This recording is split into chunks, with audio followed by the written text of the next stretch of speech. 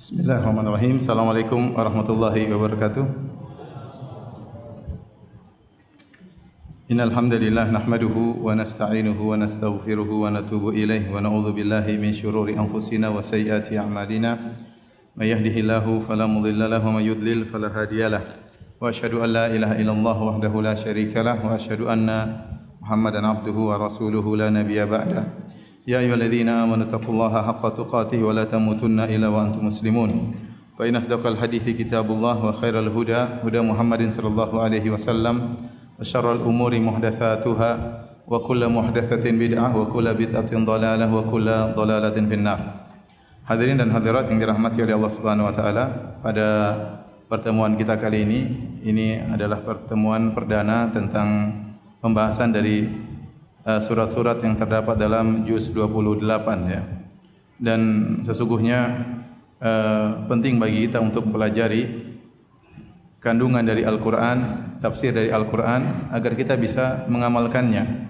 Kata Fudail bin Iyad rahimahullahu taala, "Innama unzilal Qur'anu liyu'mala bih fattakhadhan nasu qira'atahu amala." Sungguhnya Al-Qur'an itu diturunkan untuk diamalkan, tetapi orang-orang menjadikan bacaannya sebagai amalannya.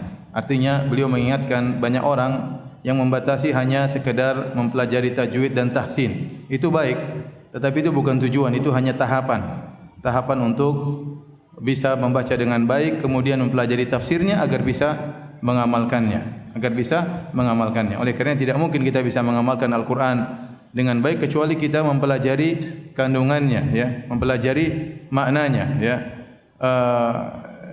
Oleh karenanya Al-Imam Ibnu Qayyim rahimahullahu taala pernah berkata, qira'atu ayatin bitadabburin wa tafahhumin wa ta'aqqulin khairun min khatmah. Kata Al-Imam Ibnu Qayyim dalam perkataannya, membaca satu ayat saja dalam Al-Qur'an tetapi dengan tadabbur, dengan memahaminya, dengan berusaha mengambil kandungannya, itu lebih baik daripada khatam Quran tapi tidak memahami maknanya. Oleh karenanya seharusnya setiap ayat yang kita baca, kalau kita pahami maknanya, akan menambah iman kita kepada Allah Subhanahu wa taala, akan menambah takwa kita, akan menambah rasa takut khasyah kita kepada Allah Subhanahu wa taala. Maka dalam rangka agar kita bisa mengamalkan Al-Qur'an dengan baik, maka kita berusaha untuk mempelajari kandungan dari ayat-ayat Al-Qur'an. Dan saya sengaja memilih juz 28 karena juz Amma sudah saya selesai dan juz 29 tinggal 3 surat. Maka saya masuk juz 28. Semoga Allah mudahkan bisa saya selesaikan juga tafsir dari juz 28. Kita tidak urut. Yang pertama akan kita bahas adalah surat At-Talaq. Surat At-Talaq ya. Surat At-Talaq dinamakan juga oleh sebagian ulama dengan surat An-Nisa Al-Qusra, yaitu surat An-Nisa yang pendek, untuk membedakan dengan surat An-Nisa At-Tula. Surat An-Nisa yang masyhur yaitu surat yang keempat setelah Al-Fatihah, kemudian Al-Baqarah, Ali Imran, kemudian surat An-Nisa yang sangat panjang, yang di mana Allah Subhanahu wa taala membicarakan hukum-hukum di antaranya berkaitan dengan para wanita. Maka kemudian Allah turunkan juga surat At-Talaq, yang surat ini khusus berbicara tentang masalah perceraian dan dinamakan dengan surat An-Nisa Al-Qusra, yaitu surat Nisa yang pendek. Ya, karena pembahasannya penting untuk para wanita dan juga para lelaki, tetapi lebih berkaitan dengan hak-hak para wanita. Yang ini menunjukkan bagaimana perhatian Islam terhadap para wanita ya. Oleh karenanya dalam Al-Qur'an sampai ada 2 surat namanya surat wanita. Tidak ada surat lelaki ya. Surat wanita yang panjang, surat wanita yang pendek, dan surat At-Talaq. Surat At-Talaq ya. Topik pembahasannya paling utama adalah masalah perceraian. Ini masalah sangat penting. Sampai-sampai kalau kita baca nanti dalam surat ini, Allah memberikan penekanan yang luar biasa terhadap masalah ini. Bagaimana kalau orang melanggar aturan-aturan Allah dalam masalah cerai. Ya, karena ini berkaitan dengan hak-hak wanita dan juga hak anak-anak. Bagaimana kita dapati betapa banyak wanita diceraikan kemudian terbengkalai, terbuang, dan anak-anaknya juga tidak diperhatikan. Sementara sebagian lagi hanya mencari kesenangan, tidak perhatian terhadap wanita-wanita sehingga dicerai dengan sembarangan, dan juga anak-anak dibiarkan begitu saja. Maka turunlah ayat ini kalau kita dalam bahasa kita untuk mengagungkan permasalahan ini. Masalah cerai bukan masalah biasa, tapi dia masalah besar di sisi Allah Subhanahu wa taala. Oleh karena datang penekanan-penekanan muakkidat, penekanan-penekanan tentang perkara tolak, cerai yang mungkin tidak kita dapati dalam pembahasan haji, pembahasan salat mungkin. Kenapa? Karena dia berkaitan dengan hak-hak. Karena dalam perceraian itu ada pertikaian, masalah harta, masalah hukuk, masalah perdebatan, masalah kebencian, dendam dan yang lainnya. Maka diturunkan surat At-Talaq secara khusus untuk bisa membahas ini dengan bahasan yang baik, gamblang bagi umat Islam, bagi hamba-hamba Allah Subhanahu wa taala. Dan surat ini adalah surat Madaniyah. Yang dimaksud dengan surat Madaniyah atau ayat Madaniyah yaitu surat dan ayat yang turun setelah Nabi berhijrah. Berbeda dengan surat Makkiyah atau ayat Makkiyah. Adapun surat Makkiyah atau ayat Makkiyah yaitu surat dan ayat yang turun sebelum Nabi berhijrah. Ya, jadi dinamakan secara tempat, tetapi yang menjadi pembeda adalah waktu. Ya, namanya Madaniyah bukan berarti turun di Madinah, tetapi surat yang turun setelah Nabi berhijrah. Contoh ada ayat turun di Mekah tapi namanya Madaniyah seperti firman Allah Al-Yauma akmaltu lakum dinakum wa atmamtu alaikum ni'mati wa raditu lakum al-Islam madina. Ini di antara ayat yang terakhir turun. Hari ini aku telah sempurnakan bagi kalian agama kalian dan aku sempurnakan nikmatku bagi kalian dan aku ridha Islam menjadi agama bagi kalian. Ayat ini turun di kota Mekah di padang Arafah tatkala Nabi sedang wukuf. Tetapi bukan dinamakan dengan ayat Makkiyah, tetapi disebut dengan ayat Madaniyah. Kenapa? Dia turun setelah Nabi berhijrah, setelah Nabi berhijrah. Jadi seluruh ayat-ayat yang turun dan surat yang turun sebelum Nabi berhijrah namanya surat Makkiyah. Dan seluruh ayat-ayat dan surat yang turun setelah Nabi berhijrah namanya surat Madaniyah. Oleh karenanya terkadang dalam satu surat ada sebagian Makkiyah, ada sebagian Madaniyah. Karena tidak semua surat turun langsung lengkap begitu. Terkadang sebagian surat turun di Mekah, terkadang sebagian ayat turun di Madinah. Sehingga dalam satu surat terkadang ini ayat Makkiyah, ini ayat Madaniyah. Ini istilah yang digunakan oleh para ahli tafsir sehingga kita bisa membedakan apa maksudnya Makkiyah dan Madaniyah.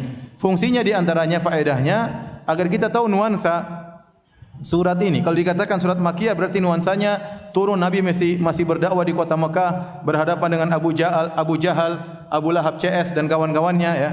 Tapi setelah kita sebut surat ini surat Madaniyah, nuansanya berbeda. Ini berarti di negara Islam, di kota Madinah ada permasalahan-permasalahan yang berkaitan dengan umat Islam, hukum-hukum Islam turun. Ini fungsinya untuk mengetahui Makkiyah dan Madaniyah. Baik. Kita lanjutkan surat At-Talaq ya. Artinya adalah perceraian. Pembahasan talak adalah pembahasan yang sangat penting bagi kita yang berumah tangga. Banyak kaum muslimin berdasarkan pertanyaan yang masuk dan kasus-kasus yang kita hadapi sebagai para dai ya, kita sadar bahwasanya ternyata banyak orang-orang tidak paham tentang masalah cerai. Mereka menikah dan mereka jahil tentang masalah perceraian. Hendaknya seorang tatkala menikah dia paham juga tentang masalah perceraian, baik sang suami maupun sang wanita. Sehingga dia tahu hukum-hukum yang berkaitan dengan masalah cerai. Agar berhati-hati. Sang laki tahu kapan dia boleh menjatuhkan cerai, kapan tidak boleh menjatuhkan cerai. Dan sang wanita tahu apa konsekuensi kalau dia ditalak 1, ditalak 2, ditalak 3. Dia harus ngerti. Sehingga ahkamu talak atau fikih talak ini harusnya dipahami oleh setiap orang yang menikah. Nah, sebagian orang baru menikah langsung bahas fikih poligami. Masalah cerai belum paham, sudah langsung bahas masalah fikih poligami ya. Loncat ya. Pelan-pelan ente fikih nikah paham, fikih cerai paham, ente belajar masalah ahkamun nikah, ahkamu zawaj ya. Tetapi masalah ini yang urgen, yang hendaknya diketahui oleh setiap orang karena masalah kasus perceraian sangat mungkin terjadi. Apalagi di zaman sekarang ya. Zaman sekarang godaan begitu banyak, permasalahan begitu banyak, medsos ya, WhatsApp yang liar ya, chattingan yang liar ya, sembunyi-sembunyi dan macam-macamnya. Sehingga timbulnya talak itu rawan. Maka seorang suami atau istri hendaknya belajar tentang masalah fikih at-talaq, dan itu Allah saking pentingnya masalah ini sampai Allah turunkan dalam sebuah surat, bukan cuma sekedar hadis Nabi sallallahu alaihi wasallam. Ini menunjukkan perkara ini perkara yang penting yang butuh perhatian sampai turun surat khusus namanya surat at-talaq. Allah Subhanahu wa taala membuka surat ini dengan firman-Nya, "Ya ayuhan nabi, idza talaqtumun nisaa fatalliquhunna li'iddatihinna wa ahsul iddah." Artinya, wahai Nabi, jika kalian menceraikan para wanita, maka ceraikanlah mereka berdasarkan iddah mereka, wa ahsul iddah, dan hitunglah iddah. Iddahnya dihitung.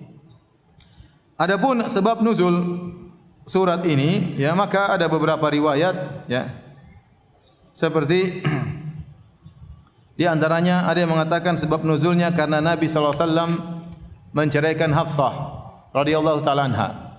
Waktu Nabi menceraikan Hafsah, kemudian Nabi ditegur oleh Allah Subhanahu wa taala melalui Jibril alaihi salam. Kemudian Jibril mengatakan, "Raji'ha, wahai Rasulullah, kembalilah kepada Hafsah." Ada permasalahan apa? Tidak dijelaskan. Tetapi Nabi pernah menceraikan Hafsah dalam satu hadis yang diperselisihkan, ada yang mendhaifkan, ada yang menghasankan. Kemudian dikatakan kepada Nabi, "Fa innaha qawwamah sawwamah wa innaha zaujatuka fid dunya wal akhirah." Wahai Rasulullah, rujuklah, kembalilah kepada Hafsah. Sungguhnya dia adalah seorang wanita yang siang hari sering berpuasa sunnah dan di malam hari sering salat malam. Dia wanita salehah. Ya, dan sungguhnya dia adalah istrimu di dunia dan di akhirat. Akhirnya Nabi rujuk kepada Hafsah. Adapun sebabnya kenapa, wallahu alam bisawab, tidak dijelaskan. Ada yang mengatakan ini sebabnya turunnya surat At-Talaq. Ada yang mengatakan sebab turunnya At-Talaq adalah perbuatan Ibnu Umar radhiyallahu taala anhuma yang beliau menceraikan istrinya tatkala sedang haid. Maka Nabi menegur karena menceraikan istri waktu haid adalah kesalahan. Ya, murha falyuraji'ha. Murhu falyuraji'ha. Kata Nabi sallallahu alaihi wasallam, perintahkan Ibnu Umar untuk rujuk kepada istrinya karena dia cara mencerainya salah. Wallahu a'lam bishawab. Intinya turun surat At-Talaq, entah apa sebabnya. Ada para ahli tafsir juga menyebutkan sebab-sebab yang lain, tapi sebagian riwayatnya bermasalah. Allah Subhanahu wa taala berfirman, "Ya ayuhan nabi, wahai nabi, idza talaqtumun nisa." Kalau kita terjemahkan secara letterlek bahasa, wahai nabi, jika kalian, Allah tidak mengatakan wahai nabi jika engkau menceraikan. Tapi Allah mengatakan ya ayuhan nabi idza talaqtumun nisa.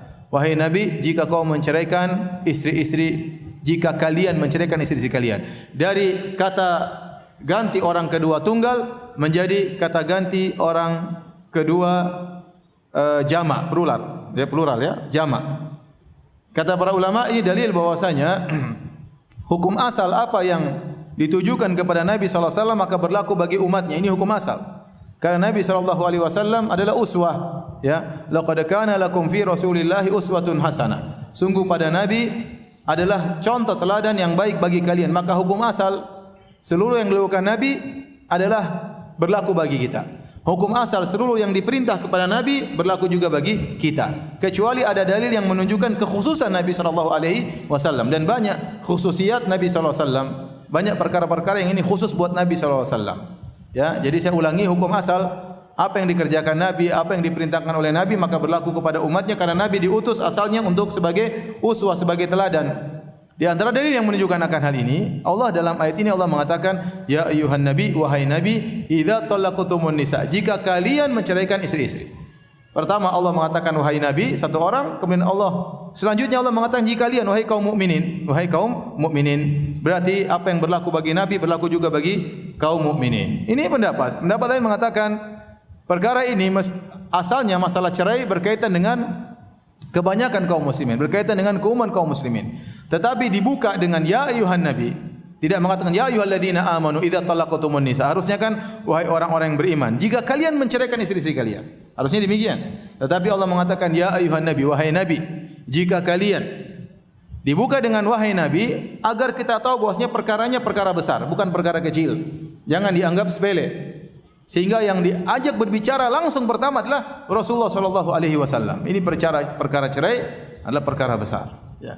Betapa banyak orang yang bisa mencerai dengan sesuai sunnah dan betapa banyak orang yang mencerai tidak sesuai sunnah, melanggar hududullah, melanggar aturan-aturan Allah Subhanahu wa taala, sehingga Allah tidak memberikan bagi mereka solusi. Sehingga akhirnya hak-hak istri mereka lalaikan, hak-hak anak mereka lalaikan, dan mereka akan repot di akhirat kelak.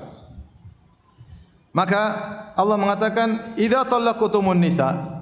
Firman Allah, jika kalian menceraikan istri-istri kalian, fatalliquhunna liiddatihinna. Maka ceraikanlah liiddatihinna, di waktu iddahnya, yaitu ceraikanlah dengan cara tolak as-sunni. Tolak yang sunnah. Tolak yang sunnah. Saya akan jelaskan sebentar.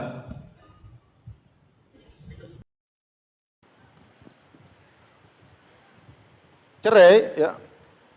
Tolak.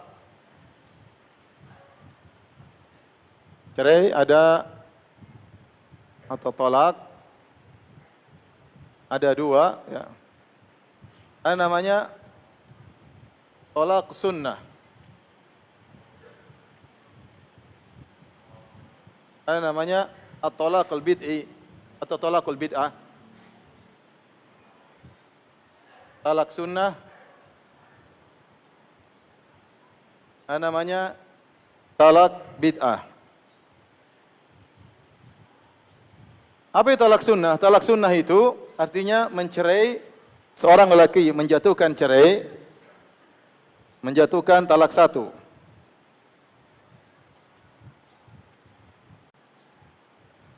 Talak satu kapan? Ketika wanita sang wanita suci dan belum dijihnya. Atau juga menceraikan sang wanita dalam kondisi hamil. Dalam kondisi hamil yang jelas kehamilannya.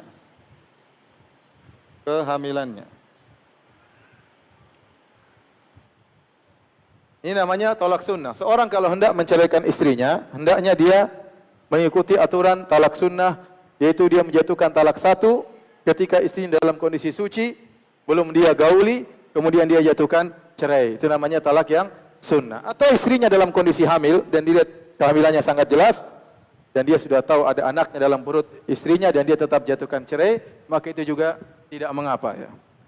Baik, adapun talak bid'ah yang menyelisih itu, contohnya langsung talak 3.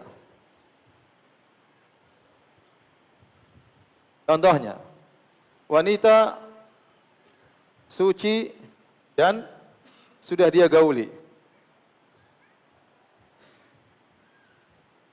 Contohnya, sang wanita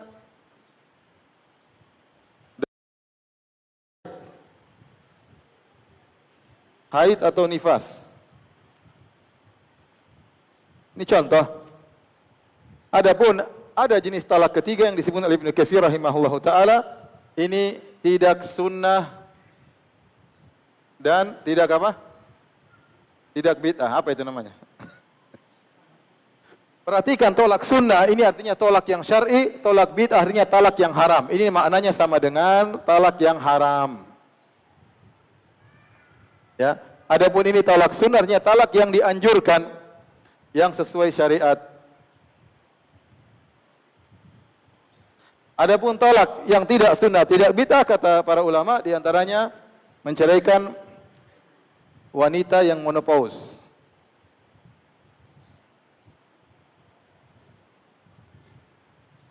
Kemudian misalnya wanita yang belum haid. Wanita yang belum haid, masih kecil, sudah dinikahi, ya, belum haid, kemudian dia ceraikan. Atau wanita yang belum digauli,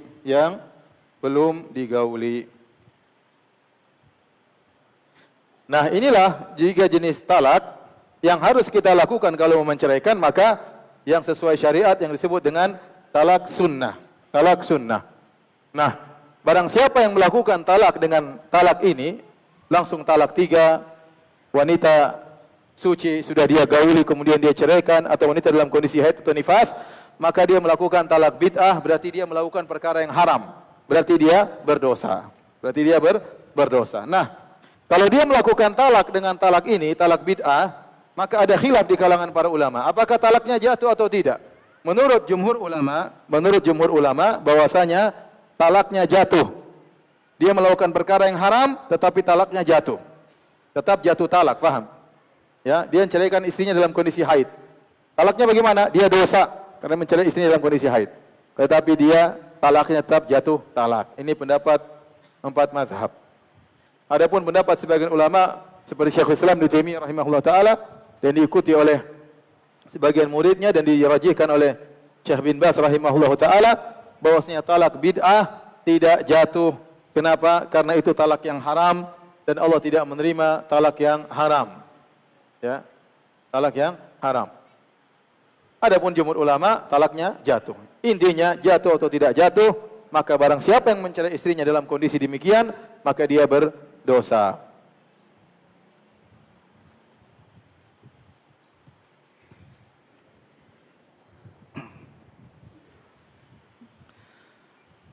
Baik. Antum kalau susah tulis, antum foto aja. Ya, itu apa namanya penuntut ilmu zaman now ya. Foto yang tulis di rumah nanti. Ini kan saya cepat, tunggu antum tulis kelamaan. Foto aja, foto nanti tulis di rumah kirim ke istri ya. Baik, kita lanjutkan.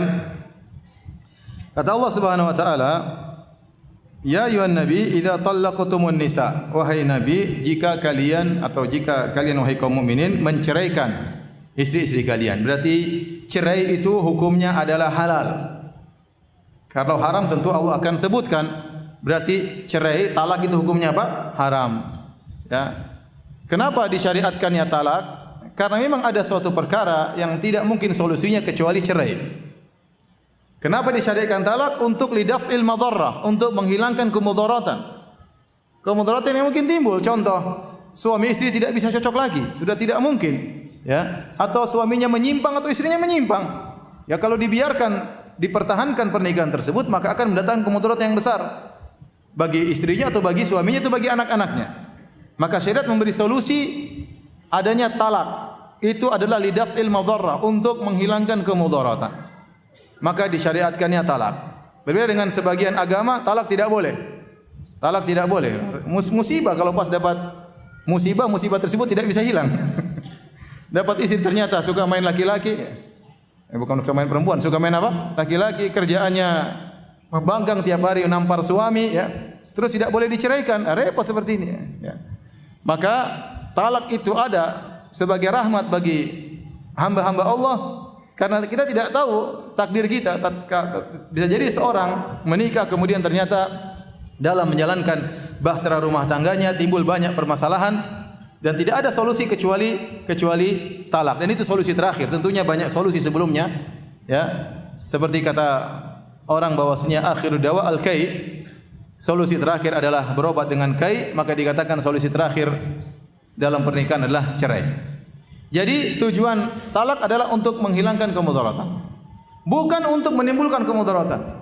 Oleh karena tidak boleh seorang menjatuhkan cerai untuk balas dendam kepada istrinya misalnya. Seorang wanita minta diceraikan karena balas dendam kepada suaminya, untuk membuat istrinya menderita atau untuk membuat suaminya menderita, maka tidak boleh. Allah Maha tahu tentang niat seseorang. Tujuan talak bukan untuk balas dendam. Tujuan talak bukan untuk menimbulkan kemudaratan kepada pasangan, tetapi tujuan talak adalah untuk menghindarkan kemudaratan yang lebih besar, maka disyariatkannya talak. Kata Allah, "Fatalliquhunna li'iddatihinna." Maka kalau kalian menjatuhkan cerai, lihat-lihat waktunya, yaitu dengan talak sunnah. Talak sunnah, bukan talak bid'ah. Jadi ini dalil bahwasanya jika seorang marah kepada istrinya, tidak boleh serta-merta kemudian dia jatuhkan cerai, enggak boleh. Dia harus pelajari ini sudah sesuai dengan sunnah atau tidak. Kalau istrinya sedang haid, maka dia tidak boleh jatuhkan cerai. Ya, dia tunggu, dia jengkel sama istrinya, mau jatuhkan cerai, ternyata istrinya apa? Haid. Ya. Ditunggu. Apalagi kalau jauh, lagi WA-WA-an, kemudian jengkel, biasa ini WA, ya, bahasa WA tidak sama dengan bahasa lisan terkadang, salah paham. Akhirnya jengkel, mau jatuhkan cerai, tanya dulu, kamu haid atau tidak? Kenapa mas? Saya mau tanya aja. Kalau dia dalam kondisi haid, maka tidak boleh dijatuhkan cerai. Kalau dia nekat menjatuhkan cerai, maka haram hukumnya, dia berdosa. Dia berdosa. Apakah cerainya jatuh atau tidak? Maka khilaf tadi sudah kita sebutkan. Jumhur ulama mengatakan cerainya jatuh dan sebagian ulama mengatakan cerainya tidak jatuh karena itu talak yang bid'ah. Nah, seorang lagi marah sama istrinya, ternyata istrinya lagi haid. Ya udah, dia bilang ini hari pertama haid, tunggu minggu depan. Hari kedua mau ceraikan masih haid. Hari ketiga, kamu berapa hari lagi haid? 4 hari lagi mas. Sabar. Hari ketujuh sudah selesai, dia nafsu sama istrinya. Enggak, dia jadi cerai. Buyar cerainya. Karena wanita tatkala sedang haid, terkadang dia emosionalnya tidak bisa terkendali. Maka ini juga harus diperhatikan. Ya, lagi sakit, terkadang sebagian wanita kalau lagi haid sakit, badannya sakit, emosional tidak bisa dikendalikan sehingga tingkahnya, perangainya terkadang berubah, terkadang menjadikan sebagian suami tidak sabar dan akhirnya menjatuhkan cerai, padahal tidak boleh menceraikan istrinya tatkala sedang haid. Ya. Demikian juga seorang wanita sedang nifasnya 40 hari, sudah lama dia tidak baca Quran, mungkin sudah lama dia tidak salat misalnya, ya. Akhirnya namanya iman turun, ya. Mungkin dia berkata-kata kasar kepada suaminya ingin menceraikan, ingat dia masih nifas, tidak boleh. Kalau mau ceraikan istrinya, harus istrinya dalam kondisi suci dan tidak boleh dia gauli, ya. Ya, tidak boleh dia gauli. Atau dia sudah istrinya dalam kondisi suci, tapi sudah dia gauli tadi malam. Besoknya dia marah sama istrinya, mau dia ceraikan, waduh, aturannya tidak boleh. Harus tunggu dia haid lagi, suci lagi, baru dia boleh jatuhkan apa? Cerai. Nah, kalau ini menunjukkan bahwasanya tidak semua laki-laki begitu marah langsung apa? Cerai. Dia harus ikut aturan, dan ini hududullah, ini aturan-aturan Allah, hukum-hukum Allah. Tidak sembarangan begitu emosi langsung kamu saya cerai, 1000 kali saya cerai. Sebagian orang seperti itu, ini tidak benar. Tidak benar. Cerai ada aturannya. Maka kata Allah Subhanahu wa taala, "Fatallikuhunna liiddatihinna." Maka ceraikanlah sesuai dengan aturannya. Ini berkaitan dengan iddah, masa iddah. Ayat ini berkaitan dengan wanita-wanita yang sudah digauli. Adapun wanita yang belum digauli, maka seorang boleh menceraikannya kapan saja, ya, karena tidak ada masa iddah baginya. Kata Allah Subhanahu wa taala, ya ayyuhalladzina amanu idza nakahtumul mu'minati tsumma talaqtumuhunna fama min qabli an tamassuhunna fama lakum 'alaihinna min iddatin ta'taddunaha. Wahai orang yang beriman, jika kalian menikahi para wanita lantas kalian menceraikan mereka sebelum kalian gauli, maka tidak ada masa iddah bagi mereka. Langsung putus begitu saja karena belum digauli oleh sang suami. Ini berkaitan dengan istri-istri yang sudah digauli. Baik, kita lanjutkan.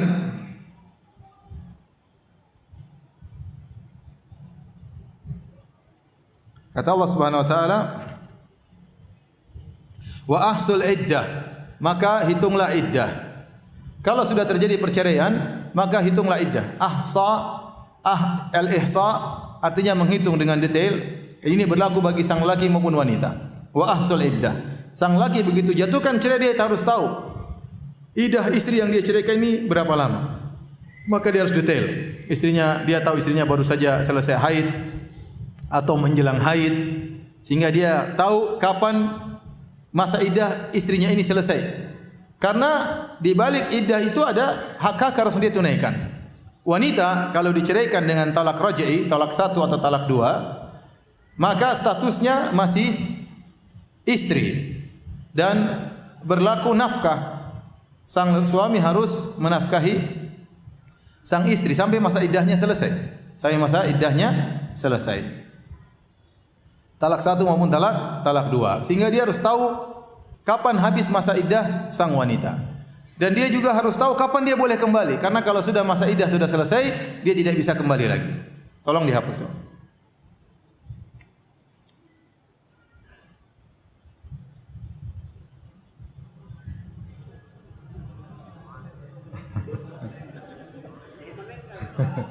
Spidolnya terlalu canggih ya. Nggak bisa permanen berarti. Nggak bisa dipakai berarti. Udah, spidolnya gagal. Ya udahlah. Baru pertemuan pertama sudah gagal. Qadarullah ya, qadarullah. Taib, antum berusaha untuk menyimak dengan baik ya. Jadi talak ada 2, ada namanya talak bain, ada namanya talak raj'i. Talak raj'i itu talak seorang masih bisa kembali kepada istrinya selama di masa iddah. Talak ba'in itu tidak bisa lagi kembali kepada istrinya. Ada dua. Jadi talak raj'i itu talak satu maupun talak dua. Talak ba'in seorang menjatuhkan talak yang ketiga. Menjatuhkan talak yang ketiga. Bedanya di mana? Orang yang menjatuhkan cerai kepada istrinya talak satu maupun talak dua, maka istrinya itu masih status sebagai istri. Masih status sebagai istri. Selama masa iddahnya masih berlaku. Seandainya dia meninggal dunia, sang suami meninggal dunia, maka sang istri masih mendapat warisan karena sang suami meninggal di masa iddah. Sang suami meninggal di masa iddah. Jadi statusnya masih istri. Hanya tidak boleh digauli. Karena statusnya dia mutallaqah, dia dicerai. Tidak boleh sang lelaki menggauli istri yang dia ceraikan di masa iddah, tidak boleh. Kalau dia ingin menggaulinya maka dia harus rujuk. Maka dia harus rujuk kepada sang istri. Ini namanya talak satu maupun talak dua. Talak raj'i itu talak yang bisa kembali. Istrinya masih status sebagai istrinya dan masih tinggal di rumahnya. Sang suami wajib memberi tempat tinggal bagi sang istri. Sang suami wajib memberi nafkah kepada sang istri sampai habis masa iddahnya. Dan suami berhak untuk kembali kepada istrinya tanpa persetujuan siapapun. Dia ingin kembali, segera kembali. Tinggal datangkan dua saksi, saya kembali kepada anti, selesai. Ya, selama di masa iddah. Kalau masa iddahnya selesai, misalnya masa iddahnya 3 kali haid, dia ceraikan istrinya. Haid pertama, ya, wal mutalaqatu yatarabbasna bi anfusihinna thalathata quru. Kata Allah, wanita-wanita yang dicerai menunggu masa iddah mereka selama 3 quru. Ada khilaf, quru ini haid atau tuhur. Kita ambil pendapat quru adalah haid. Maka dia menunggu 3 kali haid. Misalnya sang lelaki menceraikan istrinya di masa dia suci, sang wanita suci. Kemudian datang haid. Maka haid pertama, kemudian dia suci lagi. Kemudian haid keberapa? Kedua. Masih masa iddah. Kemudian dia suci lagi. Kemudian haid yang ketiga. Nah, ini penghujung masa iddah. Begitu haid yang ketiga selesai, masa iddahnya selesai. Masa iddahnya selesai, ya. Maka kalau dia ingin rujuk kepada istrinya di masa iddah tersebut, dia boleh rujuk. Itu hak dia. Tetapi kalau masa iddahnya sudah selesai, ternyata sudah 3 kali haid, sang wanita sudah mandi bersih, kemudian suaminya mengatakan, "Istriku saya kembali." Oh, enggak bisa. Sudah selesai masa penungguan. Maka sang istri berhak untuk cari suami yang lain, atau dia boleh kembali kepada suaminya tapi harus nikah ulang.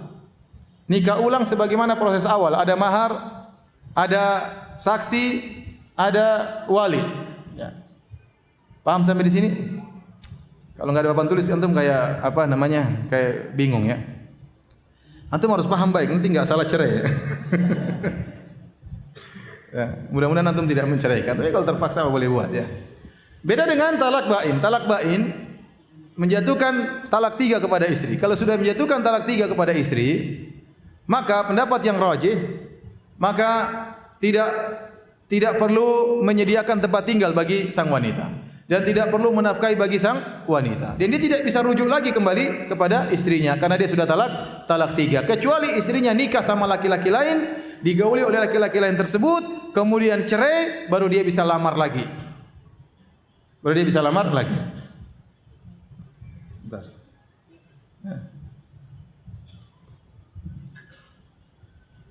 Kita tunggu sebentar ya, biar antum enggak bingung.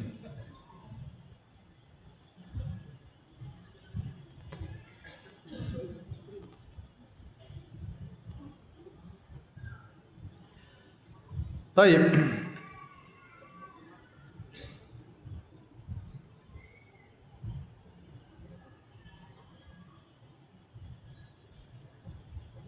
Karena antum harus ngerti 2 model talak ini supaya bisa ngerti tafsir surat At-Talaq ya. Baik, kita lanjutkan. Boleh pakai ini bagus nih. Kenapa?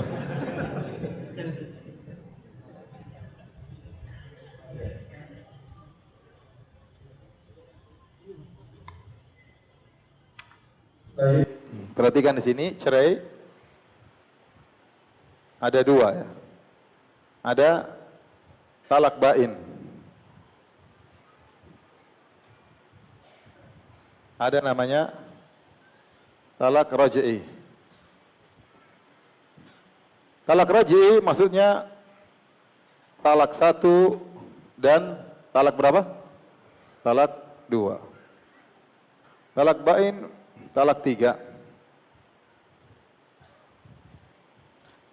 Untuk talak 1 dan talak 2, status istri, status wanita dicerai, masih istri. Akan tetapi tidak boleh digauli. Tidak boleh digauli, dicium, dinikmati, nggak boleh. Nggak boleh dicumbu. Nggak boleh dicumbu. Kalau dia mencumbunya dia berdosa. Kalau dia menggauli dia berdosa, tidak boleh. Karena ini wanita dia cerai, ya. Wanita dia cerai. Karenanya, karena masih istri, ya, istri, ya,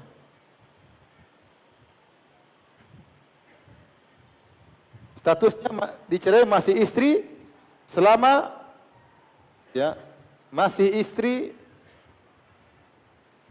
selama masa iddah. Masa iddah maksudnya masalah menunggu. Karena masih istri,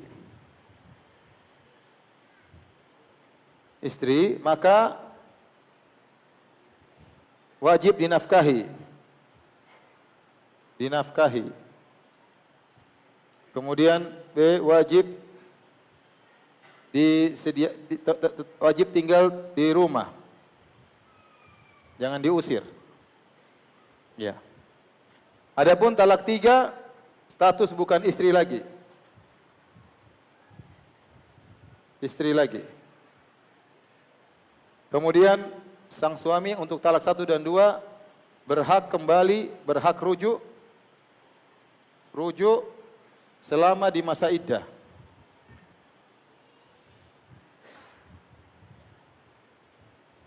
Adapun talak 3, status bukan istri lagi. Karena itu tidak wajib nafkah.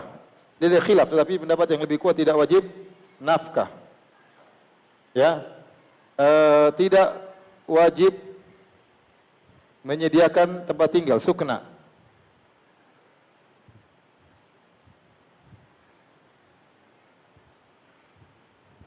Tinggal, ya. Tidak bisa rujuk meski di masa iddah.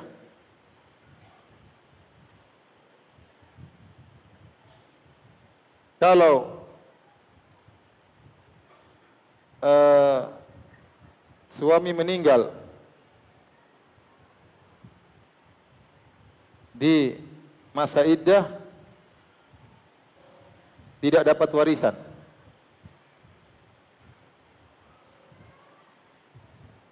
Paham ya? Ini bedanya talak 3 dan talak 1, talak 2. Nah, kalau masa iddah sudah habis untuk talak 1 dan talak 2, 3 bulan atau 3 kali haid sudah lewat, maka sang lelaki tidak bisa lagi kembali kepada sang istri. Tidak berhak untuk rujuk. Maka sang istri boleh memilih suami yang lain, lelaki yang lain. Kalaupun dia ingin kembali kepada suaminya, maka harus proses nikah yang baru. Proses nikah yang baru. Adapun talak 3, kalau sudah jatuh talak 3, ingin kembali kepada istrinya, maka istrinya harus kawin lagi dengan orang lain, kemudian digauli oleh orang tersebut, kemudian dicerai, baru bisa balik lagi. Baru bisa balik lagi. Paham?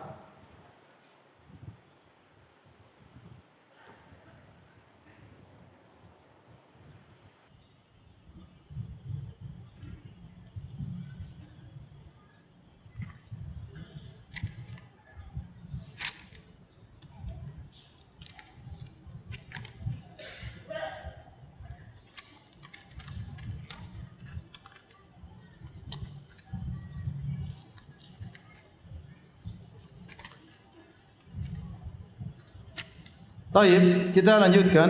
Ya. Kata Allah, wa ahsul iddah, hitunglah iddah. Masa iddah itu harus diperhatikan, baik sang suami maupun wanita. Karena di balik iddah tersebut banyak hukum-hukum yang berlaku, hak-hak yang harus ditunaikan di balik hitungan iddah tersebut. Oleh karenanya kata para ulama, firman Allah wa ahsul iddah, hitunglah dengan dakik, dengan hati-hati, dengan detail masa iddah. Ini perintah berlaku kepada sang wanita maupun berlaku kepada sang lelaki. Dia harus tahu masa iddah istrinya setelah dia ceraikan. Taib. Kemudian kata Allah, wattaqullaha rabbakum. Bertakwalah kalian kepada Rabb kalian. Jadi untuk menjalankan perintah tadi kalian harus bertakwa. Seorang kalau menceraikan harus sesuai dengan talak sunnah, tidak boleh talak bid'ah. Kalau kau bertakwa, ceraikanlah istrimu dengan cara kondisi talak sunnah, bukan talak bid'ah. Dan bertakwalah kalian dalam segala urusan, terutama dalam masalah cerai. Makanya Allah langsung setelah memerintahkan wa asul iddah wattaqullaha rabbakum. Ini butuh takwa. Menjatuhkan cerai butuh ketakwaan. Kalau antum menjatuhkan cerai sesuai sunnah, antum dapat ibadah, dapat pahala. Karena ini bentuk dari ketakwaan. Namun kebanyakan orang menjatuhkan cerai tidak sesuai dengan sunnah. Tidak sesuai dengan sunnah. Sehingga mereka tidak dapat pahala di balik cerai tersebut. Ini menunjukkan kalau seorang menjatuhkan cerai, mikir dulu, pertimbangkan terlebih dahulu, harus sesuai dengan sunnah. Ya, setelah dia menceraikan, dia harus menghitung iddah. Wattaqullaha rabbakum, bertakwalah kepada Rabb kalian. Artinya, aturan yang Allah berikan ini berkaitan dengan rububiyah Allah. Rububiyah Allah itu Allah mentarbiyah kalian. Ini berkaitan dengan kebaikan kalian. Allah yang bikin aturan, lebih tahu tentang kemaslahatan kalian. Maka bertakwalah kepada Rabb kalian yang menurunkan aturan ini demi kemaslahatan dan kebaikan kalian. Kemudian kata Allah, la tukhrijuhunna min buyutihinna. Jadi ini butuh masalah talak, ini butuh ketakwaan. Ya, karena kalau tidak takwa akan banyak pertikaian, banyak hak-hak tidak ditunaikan. Dan ini problem di dunia maupun di akhirat. Kata Allah, la tukhrijuhunna min buyutihinna. Kalau kalian sudah menceraikan istri-istri kalian, maka jangan usir mereka dari rumah-rumah mereka. Sampai-sampai Allah Subhanahu wa taala menamakan rumah-rumah suami mereka, yang punya rumah kan suami. Tetapi Allah mengatakan kalau kau ceraikan istrimu, jangan keluarkan dia dari rumahnya, bukan rumahmu. Allah mengatakan jangan kau keluarkan dia dari rumahnya, bukan rumahmu. Seakan-akan rumah tersebut milik sang istri, padahal bukan. Ini sebagai penekanan bahwasanya sang istri harus tetap di rumah, jangan keluar. Dia statusnya masih istri. Oleh karena dalam bahasa Arab, sang istri disebut dengan Rabbatul Bait, pemilik rumah. Laki-laki disebut Rabbul Bait, artinya dia punya hak untuk tinggal di rumah tersebut. Ya, dia punya hak untuk tinggal di rumah tersebut meskipun rumah itu milik suaminya. Sehingga Allah mengatakan la tukhrijuhunna min buyutihinna. Janganlah kalian mengeluarkan istri-istri kalian dari rumah-rumah kalian. Tidak boleh seorang mengatakan kepada istrinya, pulang sana ke rumah bapakmu. Pergi sana, saya antarin ke rumah bapakmu. Kamu saya ceraikan ya. Kalau enggak ada rumah bapakmu, pulang ke mbahmu. Terkadang wanita, ya Allah, saya sudah tidak punya bapak, tidak punya ibu, ya. Ya, pulang ke mana? Diusir ke keluarganya. Ini tidak boleh. Selama masa iddah, sang wanita harus tetap di rumahnya, enggak boleh. Wala yakhrujna, dan tidak boleh sang wanita juga keluar dari rumah tersebut. Tidak boleh sang wanita keluar dari rumah tersebut. Jadi peringatan, sang wanita kalau dicerai, tidak boleh dia kabur dari rumah, enggak boleh. Haram hukumnya. Kalau dia keluar dari rumah, dia zalim, dia berdosa. Dia zalim, berdosa kepada Allah, melanggar perintah Allah, dan dia zalim kepada suaminya. Suaminya punya hak dia tetap di rumah karena dia adalah istri. Istri di antara hak suami adalah istri tetap di rumah, tidak boleh keluar rumah. Makanya kalau seorang wanita dicerai, dia tidak boleh diusir oleh suaminya dan dia tidak boleh kabur dari rumahnya. Ini musibah yang terjadi banyak. Betapa banyak kaum muslimin, kaum muslimat tidak menjalankan aturan Allah Subhanahu wa taala. Jangankan dicerai, belum dicerai kabur dari rumah. Ya tidak?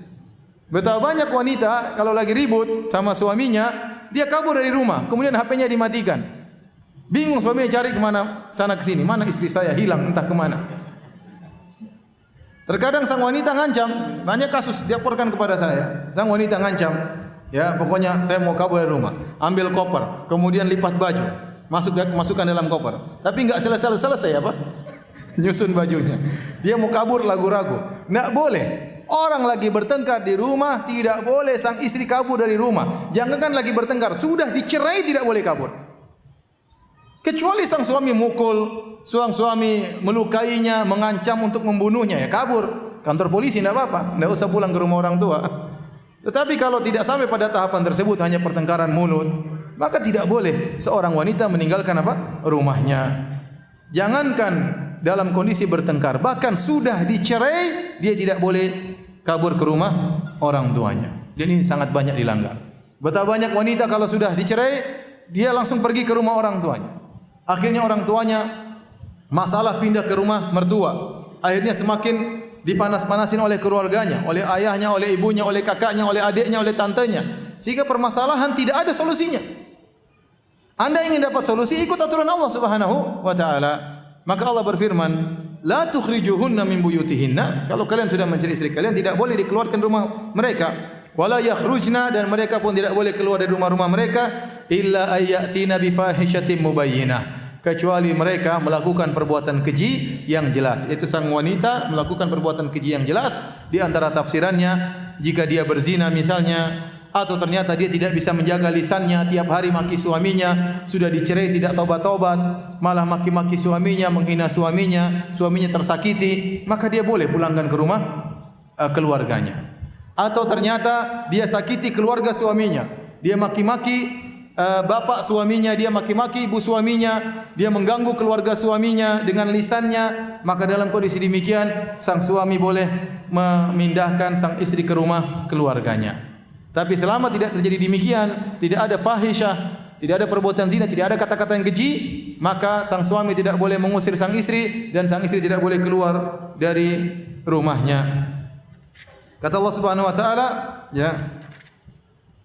Selanjutnya, wa tilka hududullah. Inilah hukum-hukum Allah. Inilah batasan-batasan Allah. Ini bukan perkara sepele, ini perkara penting sampai Allah namakan aturan yang kita sebutkan dari awal tadi. Kalau mau cerai harus lihat kondisi, ya harus bertakwa kepada Allah, harus hitung masa iddah, tidak boleh ngeluarin istri dari rumah, istri tidak boleh kabur dari rumah. Tilka hududullah. Inilah aturan-aturan Allah. Wa may yata'adda hududallahi faqad dzalama nafsah. Barang siapa yang melanggar aturan-aturan Allah, sungguh dia telah menzalimi dirinya sendiri. Ini aturan Allah. Kata Allah, la tadri la'allallaha yuhditsu ba'da dzalika amra. Sungguh kau tidak tahu, bisa jadi setelah itu Allah mengadakan suatu perkara yang baru. Artinya apa? Allah tawarkan solusi. Anda kalau ceraikan istri Anda, jangan diusir. Ikut aturan, ceraikan dengan sesuai sunnah. Ya. Kemudian biarkan istri di rumah. Tunggu masa iddahnya berlaku. Kalau antum ikut aturan sunnah, bisa jadi Allah timbulkan suatu perkara yang baru. Perkara yang baru itu apa? Bisa jadi sang suami akhirnya iba dengan sang istri. Tadinya dia emosi tidak terkendali. Betapa banyak orang menjatuhkan cerai, akhirnya menyesal. Ya. Rata-rata orang yang menjatuhkan cerai dalam kondisi marah dan rata-rata menyesal. Jarang ada orang datang kepada saya, alhamdulillah saya sudah ceraikan istri saya. Jarang. Rata-rata ustaz, aduh saya emosi ustaz, saya begini. Rata-rata menyesal. Ya. Apalagi sebagian mereka langsung jatuhkan talak 3. Ya. Maka betapa banyak lelaki tidak bisa menahan emosinya, kemudian dia jatuhkan cerai kepada istrinya, kemudian dia akhirnya istrinya tetap di rumah, kemudian dia lihat kondisi istrinya, lihat kondisi anaknya, mungkin dia iba, kemudian dia rujuk kembali. Kemudian sang istri tatkala di rumah dia lihat suaminya berbuat baik, bisa jadi dia memperbaiki dirinya. Dia tahu dia yang salah. Itu di antara bentuk teguran adalah dengan menceraikan dia. Dia sadar kesalahannya, kemudian dia perbaiki dirinya. Sehingga tatkala dia sudah baik, bisa jadi suaminya kembali kepada istrinya. Itulah kata Allah, la tadri la'allallaha yuhditsu ba'da dzalika amra. Kau tidak tahu, bisa jadi Allah menimbulkan suatu perkara yang baru setelah itu. Azan kan? Baik, kita azan dulu, langsung salat. Habis salat sunnah kita lanjutkan sedikit insyaallah taala.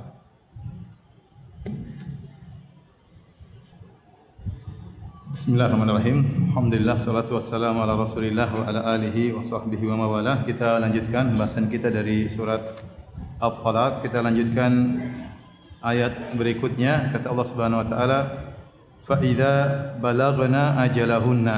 Jika mereka para wanita ya telah sampai pada waktunya, yaitu telah menjelang habis masa iddahnya, ya. Misalnya wanita yang haid, ya, masa iddah nanti insyaallah kita jelaskan pada pertemuan berikutnya. Tetapi misalnya ada seorang wanita yang haid, maka atau wanita yang maksudnya sudah balik, ketika dicerai, yatarabbasna bi anfusihinna thalathata quru', maka dia menunggu selama 3 kali haid. Selama 3 kali haid. Ya. Fa idza balagna ajalahunna, kalau sudah mau habis masa haidnya, dia misalnya dicerai lagi suci. Berarti dia menunggu 3 kali haid. Haid pertama lewat, kemudian suci lagi. Haid kedua lewat, masih masa iddah, kemudian suci lagi. Haid ketiga, begitu hari ke-8 misalnya atau hari ke-7 haidnya darahnya berhenti, berarti selesai masa iddahnya. Nah, ada khilaf di kalangan para ulama tentang hal ini. Ada yang berpendapat, 2 pendapat secara umum. Pendapat pertama mengatakan begitu darah haidnya berhenti dan dia suci, maka sudah selesai masa iddahnya. Pendapat kedua mengatakan, ini pendapat dipilih oleh Syekh Utsaimin rahimahullah, ini banyak dalam riwayat para salaf memilih pendapat kedua, yaitu kalau sudah darah haidnya selesai dan dia belum mandi, berarti belum selesai masa iddahnya. Kapan masa iddahnya berakhir? Kalau dia mandi bersih. Begitu dia mandi bersih berarti masa iddahnya apa? Selesai. Maka jika menjelang seorang wanita masa iddahnya mau habis, hendaknya suami mengerti kondisi tersebut. Ini di antara fungsi kenapa dia harus hitung masa iddah. Dia tahu istri masa iddah istrinya sudah mau habis, ya. Dan istrinya tidak mengapa, kasih tahu kepada istrinya, sayang, darah sudah berhenti. Tinggal mandi. Mandi, kalau saya mandi junub berarti masa iddah apa? Selesai. Nah, menurut pendapat yang kuat dan ini pilihan para salaf, ya. Kalau suaminya balik meskipun masa haidnya sudah selesai tapi dia belum mandi junub, maka masa iddah belum selesai, dia bisa rujuk. Artinya sang suami harus hati-hati, dia harus menghitung masa iddah istrinya. Kenapa menjelang habis? Maka kata Allah, fa'amsikuhunna bima'rufin aw farikuhunna bima'ruf. Maka kalau masa iddahnya mau selesai, di hadapanmu ada 2 pilihan. Fa'amsikuhunna, maka tahanlah, yaitu kembali, tahanlah dia. Artinya jadikan dia sebagai istrimu, rujuk kepada dia bima'ruf, dengan cara yang baik. Au farikuhunna bima'ruf, atau ceraikan, biarkan masa iddahnya habis biar selesai. Berarti sudah apa? Cerai. Karena kalau masa iddah selesai dan dia belum rujuk, otomatis sudah cerai selesai. Dia bisa kembali lagi kepada dia kecuali dengan nikah yang baru, ya. Jadi maksud firman Allah, fa idza balagna ajalahunna, yaitu tatkala masa iddahnya sudah mau selesai, maka di hadapan wahai suami yang menceraikan 2 pilihan. Fa amsikuhunna, kau tahan dia, au farikuhunna, atau kau biarkan dia cerainya berlanjut, ya. Yang pertama Allah kasih pilihan, fa amsikuhunna, tahanlah dia. Dan ini tentunya yang diinginkan oleh Allah Subhanahu wa taala, tidak terjadi perceraian. Allah inginkan imsak, maka Allah imsak itu menahan, maka Allah mendahulukan penyebutan imsak. Fa amsikuhunna bima'ruf. Tapi kalau kau kembali kepada istrimu, ya, maka bima'ruf, dengan cara yang baik. Bukan kau kembali kepada istrimu dalam rangka untuk memberikan kemudaratan kepada istrimu, sebagaimana dilakukan oleh orang jahiliyah. Orang jahiliyah dahulu, mereka tidak ada batasan cerai berapa kali, enggak ada batasan bagi mereka. Jadi mereka ceraikan istri mereka. Kalau sudah mau habis masa iddahnya, dia kembali. Kemudian diceraikan lagi. Masa iddahnya mau habis, kembali lagi. Terkatung-katung sehingga tidak bisa diambil oleh orang lain. Sudah mau habis masa iddahnya, kembali lagi. Kemudian diceraikan lagi. Terus mau cerai 100 kali enggak ada urusan. Zaman jahiliyah. Ya, maka Islam mendatangkan aturan cerai hanya boleh 2 kali, kalau sudah 3 kali maka tidak bisa kembali lagi, ya. Firman Allah, fa'amsikuhunna, berarti ini hukum asal, dia masih imsak, ini menunjukkan dia statusnya masih istri, maka tahanlah istrimu. Seakan-akan Allah berkata, tahanlah istrimu. Ini mendukung bahwasanya wanita yang dicerai talak 1, talak 2 statusnya masih istri. Maka kata Allah, tahanlah dia, status istrimu dipertahankan sebagai apa? Istri. Caranya bagaimana agar status istri dipertahankan? Rujuklah kepada dia dengan cara yang baik. Au farikuhunna bima'ruf. Atau kalau kau memang tidak mau kembali, ya sudah, biarkan masa iddahnya selesai, maka terceraikan secara otomatis, namun dengan cara yang baik. Allah mengajarkan kalau Anda ingin rujuk, cara yang baik. Jangan kau hinakan, kau memang wanita kurang ajar. Cuma karena saya ingat anak-anakmu, makanya saya kembali. Kalau tidak, saya tidak mau sama kamu. Saya enggak ada pilihan lain, harus kembali kepadamu. Ini namanya cara kembali dengan cara yang kasar, ya. Allah tidak ingin ente kembali dengan cara demikian. Cara kembali yang baik, ya sudah, kembali ngobrol dengan dia baik, gimana anak-anak, bagaimana cara kita menghadapi rumah tangga selanjutnya. Cara yang baik, lemah lembut, agar kondisi rumah tangga bisa baik kembali. Bukan dengan menghinanya, bukan dengan merendahkannya, baru kemudian kita rujuk kepada sang wanita. Atau cerai dengan cara yang baik. Cerai dengan cara yang baik. Dan kebanyakan orang bercerai dengan cara tidak baik. Ya tidak. Kebanyakan perceraian terjadi tidak baik. Pertengkaran ada antara sang suami dengan sang istri. Dendam membara antara sang suami dan sang istri. Sampai sudah cerai, istrinya segera kawin dengan laki-laki lain, bikin jengkel suami yang lamanya. Suaminya langsung poligami 3 sekalian, bikin jengkel istri yang lama. Jadi cerai dengan penuh kedendaman, cerai dengan cacian dan makian. Dan ini tidak sesuai dengan sunnah. Tidak sesuai dengan syariat Allah, melanggar hududullah, melanggar aturan-aturan Allah Subhanahu wa taala. Makanya yang adalah musibah, kesedihan, penderitaan ya yang berkepanjangan. Kenapa? Karena tidak melalui aturan-aturan Allah Subhanahu wa taala. Dan ini banyak yang terjadi demikian. Cerai dengan meninggalkan permasalahan. Bahkan terkadang bukan permasalahan antara laki dan wanita, antara keluarga lelaki dan keluarga wanita. Ribut luar biasa ya. Ini menyedihkan. Ya, makanya Allah mengatakan wa fariquhunna bima'ruf. Ceraikan dengan cara yang baik. Dan ikhwan, kita dalam kehidupan ini bukan cuma masalah cerai, banyak permasalahan.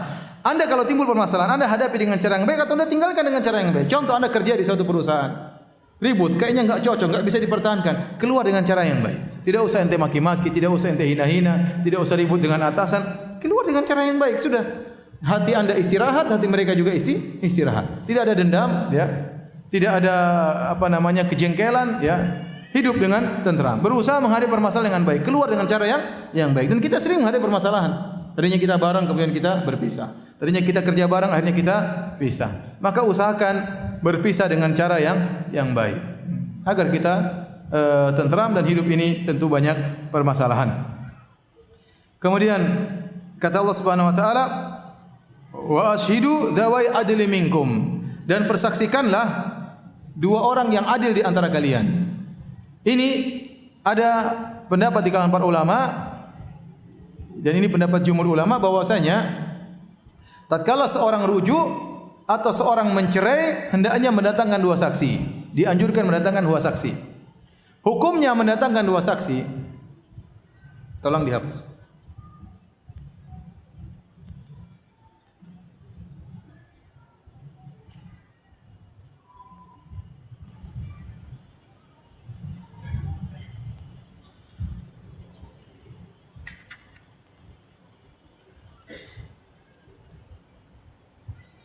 Allah Subhanahu wa taala fa'amsikuhunna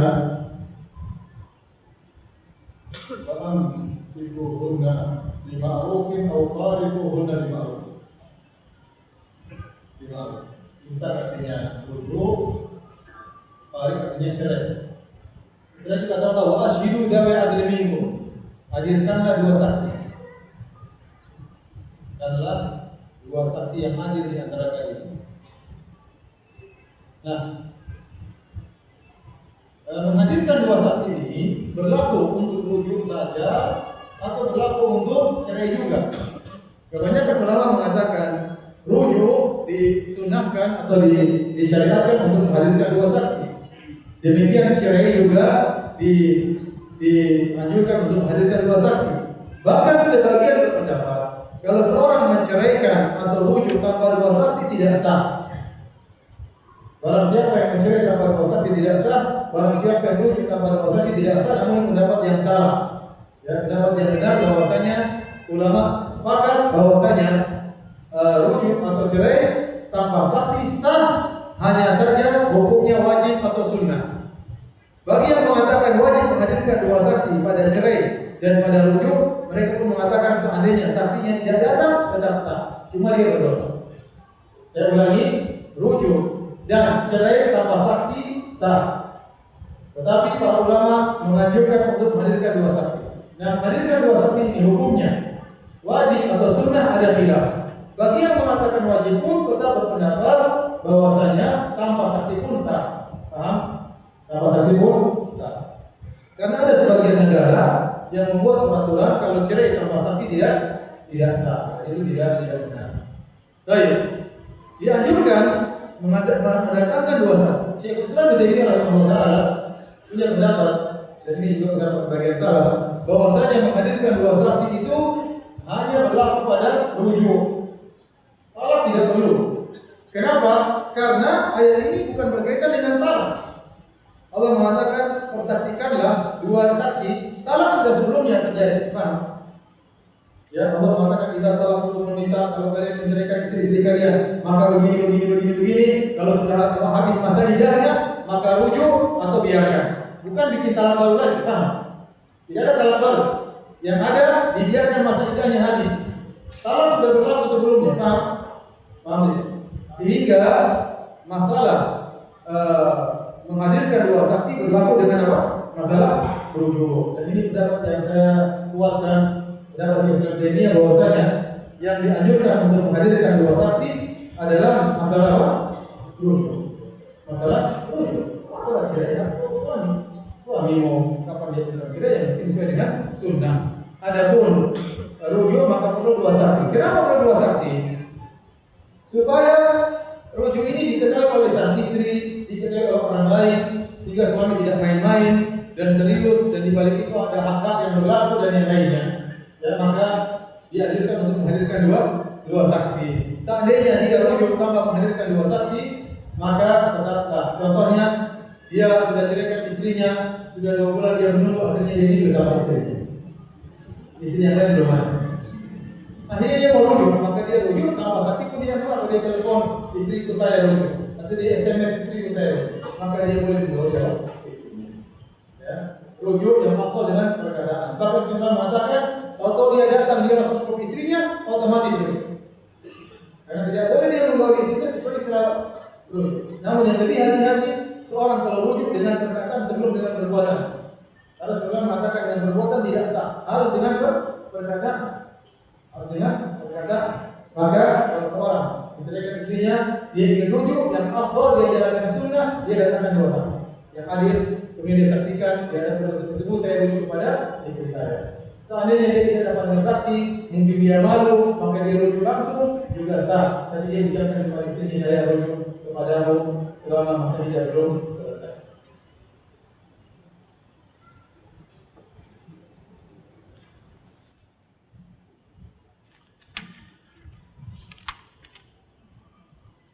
Kata Allah Subhanahu wa taala, "Wa ashidu dzawai adlin minkum wa aqimu syahadata lillah." Maka dirikanlah, tegakkanlah persaksian karena Allah Subhanahu wa taala.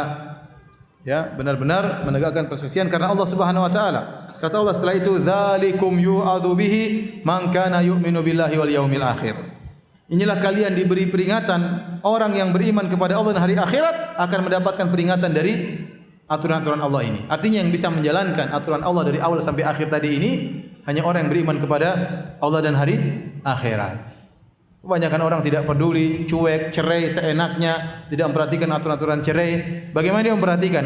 Asalnya aturan cerai dia tidak ngerti. Gimana memperhatikan? Tidak pernah belajar fikih cerai. Asal ceraikan, tidak tahu bagaimana dampak dan akibat. Cerai dengan emosi, cerai tatkala cerai bid'ah dan yang lainnya. Kata Allah setelah itu perhatikan, ini terakhir yang kita bahas pada malam hari ini. Kata Allah, "Wa may yattaqillaha yaj'al lahu makhraja." Barang siapa bertakwa kepada Allah, Allah berikan dia solusi. Ayat ini yang sering kita dengar khatib-khatib menyampaikan, ustaz-ustaz menyampaikan, kalau ada masalah selalu mengatakan, "Wa may yattaqillaha yaj'al lahu makhraja." Barang siapa bertakwa kepada Allah, maka Allah akan berikan solusi. Ternyata ayat ini turun tentang cerai. Karena di antara permasalahan yang sangat berat dihadapi oleh seorang suami maupun istri adalah masalah cerai. Berat. Lebih berat daripada mungkin masalah kenegaraan. Negeri dalam kenegaraan dia di rumah tangga berat. Mau cerai istrinya bagaimana? Apa kata tetangga? Apa kata keluarga? Bagaimana dengan anak-anak? Mau dipertahankan kayak begini modelnya? Ya, mau dipisah bagaimana? Berat. Maka dia butuh ketakwaan agar Allah beri apa? Solusi. Di balik perceraian banyak hal-hal yang akan terjadi. Ya, banyak hal yang terjadi baik bagi sang laki maupun sang istri. Dia akan menjanda, belum tentu lagi ada orang yang mau sama dia. Bagaimana rezekinya? Dia harus kerja. Tadinya dia jatuh jadi ratu di rumah, sekarang jadi kerja di jalan, kerja di tempat-tempat pekerjaan. Banyak. Dia butuh ketakwaan agar diberi solusi. Sang suami juga, dia menjadi menduda, belum tentu dapat istri. Kalaupun dapat istri, belum tentu bisa mengayomi anak-anaknya. Perkaranya tidak mudah. Maka Allah mengatakan, "Wa may yattaqillaha yaj'al lahu makhraja." Barang saya bertakwa kepada Allah dengan menjalankan aturan-aturanku yang sudah disebutkan dari ayat pertama dan seterusnya, Allah akan berikan dia solusi di dunia. Dan juga kata para ulama, solusi di akhirat. Karena barang siapa yang mencerai tidak sesuai aturan, dia pasti berbuat zalim. Kalau dia sudah berbuat zalim, pasti dia masalah tatkala hisab pada hari kiamat kelak. Pasti masalah. Dia pasti masalah tatkala dihisab pada hari kiamat kelak. Bisa jadi hak istrinya tidak dia tunaikan, bisa jadi dia zalimi keluarga istrinya, bisa jadi zalimi anak-anak dan macam-macam. Maka dia akan repot di dunia dan akan repot di akhirat. Makanya kata Allah, "Wa may yattaqillah", barang siapa bertakwa kepada Allah, yaj'al lahu makhraja, Allah akan berikan dia solusi di dunia dan juga di akhirat. Tatkala hisab dia bisa menghadapi permasalahan tersebut dengan mudah. Dihisab oleh Allah. Kenapa? Waktu dia menghadapi perceraian, dia menghadapi dengan ketakwaan. Baik sang lelaki maupun sang wanita. Waktu dicerai dia juga bertakwa kepada Allah Subhanahu wa taala. Kata Allah Subhanahu wa taala, wa yarzuquhu min haitsu la yahtasib. Maka Allah akan berikan dia rezeki dari arah yang tidak dia sangka-sangka. Ya. Orang wanita dicerai, kalau dia dicerai dia bertakwa kepada Allah, meskipun dia menjanda, insyaallah ada rezeki yang Allah berikan dari arah yang tidak dia sangka-sangka. Seorang laki kalau menceraikan istrinya dengan ketakwaan, mengharap ridha Allah Subhanahu wa taala, Allah akan kasih dia rezeki, rezeki harta, ataukah dia mendapatkan istri yang soleha yang bisa mengayomi anak-anaknya. Maka ini semua solusinya dengan bertakwa kepada Allah Subhanahu wa taala. Ayat ini meskipun berkaitan khusus tentang cerai, tapi kata para ulama umum, mencakup segala permasalahan. Maka hadapilah segala permasalahan dengan ketakwaan. Jangan kita berbuat zalim. Jangan kebencian kita kepada seorang buat kita zalim kepada orang tersebut. Semua permasalahan dihadapi dengan ketakwaan. Ayat ini juga menunjukkan bahwasanya ada rizki yang kita persangkakan dan ada rizki yang tidak kita persangkakan. Contoh rizki yang kita persangkakan, kita misalnya jualan. Kita tahu kira-kira penghasilan kita sehari demikian. Contohnya kita kerja, kita tahu setiap bulan kita dapat gaji sekian, itu gaji rizki yang dipersangkakan. Kita dapat THR, itu rizki yang dipersangkakan. Ada rizki yang tidak dipersangkakan, tahu-tahu kita dapat hadiah dari orang misalnya, atau tahu-tahu kita dapat tawaran kerjaan yang tiba-tiba tidak pernah kita duga sebelumnya. Jadi ada rizki yang kita persangkakan dan ada rizki yang tidak dipersangkakan. Kata para ulama, barang siapa yang mendapatkan rizki dari arah yang tidak dia sangka-sangka, maka itu mudah-mudahan tanda dia bertakwa kepada Allah Subhanahu wa taala. Baik, demikian saja. Masih panjang, kita lanjutkan insyaallah 2 minggu lagi, 2 pekan. Kalau ada yang bertanya saya persilakan. Wallahu ta'ala alam bisawab.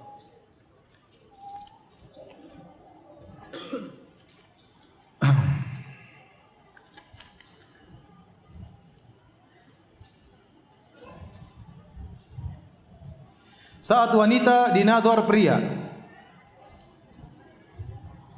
bukan pria dinazar wanita ya. Saat wanita dinazar pria, berapa lama masa berlakunya sampai akad? Karena kemungkinan ada pria lain ingin juga melamarnya. Enggak ada masa idah di sini, masa menunggu enggak ada. Kalau dia serius, harusnya dia segera ya. Dia harus segera ya. Adapun tidak ada kejelasan dan tidak ada kecenderungan, kalau tidak ada kepastian, tidak ada kecenderungan, maka boleh laki-laki lain menazarnya. Terkatung-katung, maka kita tidak membiarkan wanita tersebut tidak mendapatkan maslahatnya. Ya, sebenarnya tidak ada waktu tertentu, tetapi kalau sudah ada kecenderungan, sang lelaki nazar, kemudian ada kecenderungan kecocokan, mulai keluarga datang, mulai berbicara kapan pernikahan, maka jangan dia lelaki lain tidak boleh masuk untuk menazarnya. Tapi kalau nazar gitu kemudian hambar, tidak ada kejelasan, tidak ada pembicaraan berikutnya, ya lelaki tersebut tidak serius, ya lelaki lain boleh masuk, ya. Lelaki lain boleh masuk karena tidak ingin wanita ini sampai terkatung-katung, tidak ada kejelasan.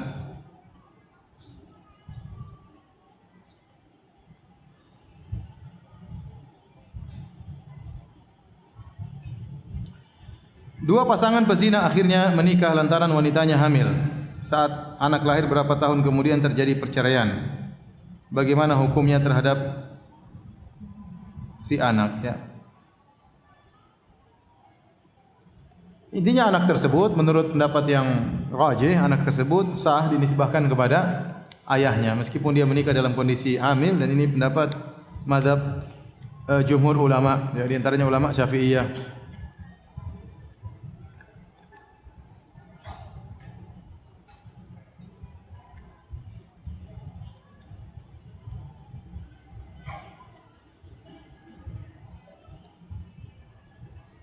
Suami ana selama menikah jika tidak diminta ia tidak memberi nafkah. kurang lebih 10 tahun. Setelah 14 tahun saya berusaha motivasi suami agar bekerja. Namun setelah beliau bekerja, dia menikah diam-diam. Tanpa sepengetahuan saya. Setelah mereka sah dan telah berhubungan suami baru menyatakan pengakuan telah menikah siri. Sekarang sudah 2 tahun suami tidak pulang ke rumah dengan berbagai alasan. Apakah saya boleh membuat pengaduan ke Pengadilan Negeri Agama untuk gugat cerai Ustaz? Bagaimana hal ini ditinjau dari segi agama? Secara hukum agama boleh, ya. Ini karena setiap lelaki yang tidak memenuhi kewajibannya atau tidak memenuhi hak istri, sang istri boleh meminta khulu atau menggugat kepada pengadilan. Secara hukum agama boleh, ya. Tapi kalau bisa diatasi dengan musyawarah pihak keluarga dengan pihak keluarga itu lebih baik. Tapi seandainya jalan buntu maka boleh dia menggugat ke pengadilan karena suaminya tidak menjalankan tugasnya sebagai seorang suami.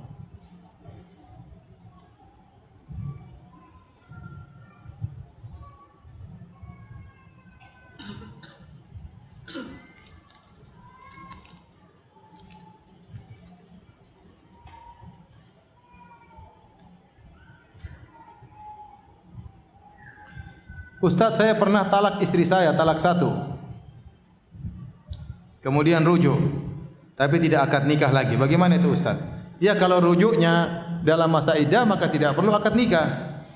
Tapi kalau masa iddah sudah selesai maka harus nikah ulang. Saya ulangi, talak 1 dan talak 2 itu kalau dalam masa iddah suami berhak untuk rujuk tanpa butuh persetujuan wanita, tidak perlu.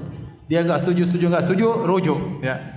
Ya. Tapi selama dalam masa iddah. Tapi kalau masa iddah sudah selesai, maka kalau mau kembali harus nikah ulang. Saya tidak tahu dia rujuknya kapan. Kalau rujuknya setahun kemudian, berarti dia harus ulang akad nikah.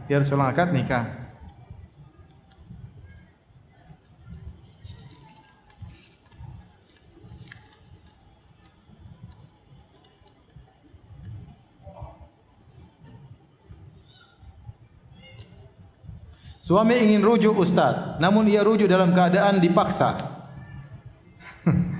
Bagaimana hukum rujuknya? Wallahu alam.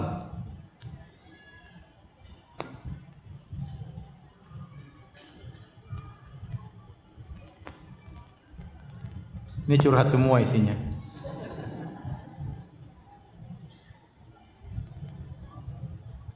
Bila istri punya suami yang tidak salat, bolehkah sang istri minta cerai kepada suami yang tidak salat tersebut? Saya bilang ini kalau kondisinya misalnya di Arab Saudi yang bahwasanya sunnah tersebar di mana-mana, dakwah di mana-mana, maka suami tidak salat, istri minta cerai. Tapi kalau kita di Indonesia, banyak di antara kita yang suami istri sejak awalnya memang tidak salat. Kemudian istri baru dapat apa? Hidayah. Maka apakah lebih baik kemudian dia mengajak suaminya dahulu untuk ikut pengajian, siapa tahu dapat hidayah. Kalau ternyata sudah didakwahi berlama-lama ternyata tidak dapat hidayah, mungkin baru dia minta cerai, ya. Tapi sebaiknya dia ajak suaminya untuk apa? Pengajian dengan berlemah lembut kepadanya, sayang kepadanya.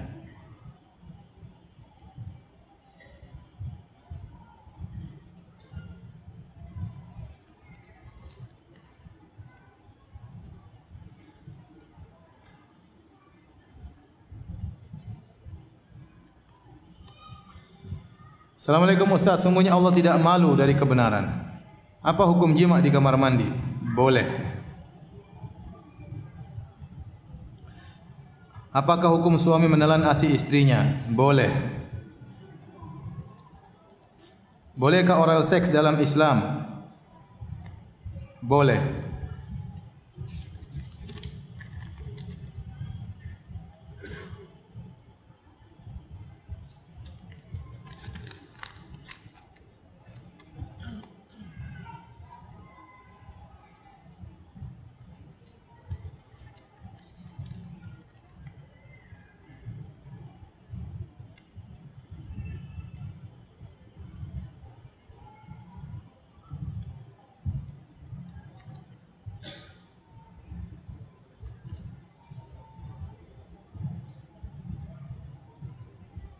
Bagaimana menghadapi ummahat-ummahat yang hobi menyebarkan aib saudari-saudarinya di medsos?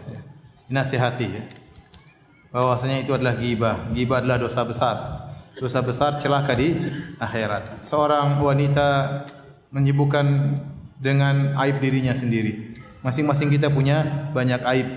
Jangan tersibukkan dengan aib orang lain. Keluarga kita belum beres, anak-anak kita belum beres. Masih banyak pekerjaan yang harus kita jalani. Kata Nabi sallallahu alaihi wasallam, "Min husni islamil mar'i tarkuhu ma la ya'ni." Di antara keelokan Islam seorang adalah meninggalkan sesuatu yang bukan urusannya. Ya, perkara yang boleh saja. Kalau bukan urusan kita, ngapain kita urusi? Apalagi yang tidak boleh, seperti aib saudara kita sebar-sebarkan di medsos. Maka hendaknya seorang bertakwa kepada Allah, jangan sampai pahalanya habis di akhirat kelak gara-gara dia menceritakan kejelekan saudara-saudaranya di medsos. Demikian saja ikhwan dan akhwat yang dirahmati Allah Subhanahu wa taala. Kita sudah habis, insyaallah kita lanjutkan pada kesempatan yang lain. Kurang lebihnya saya mohon maaf, dan juga kepada para pendengar Radio Roja dan TV Roja. Semoga Allah memberkahi pertemuan kita dan menjadi pemberat timbangan kebajikan kita di akhirat kelak. Subhanakallah bihamdik, asyhadu alla ilaha anta, astaghfiruka wa atubu ilaik. Assalamualaikum warahmatullahi wabarakatuh.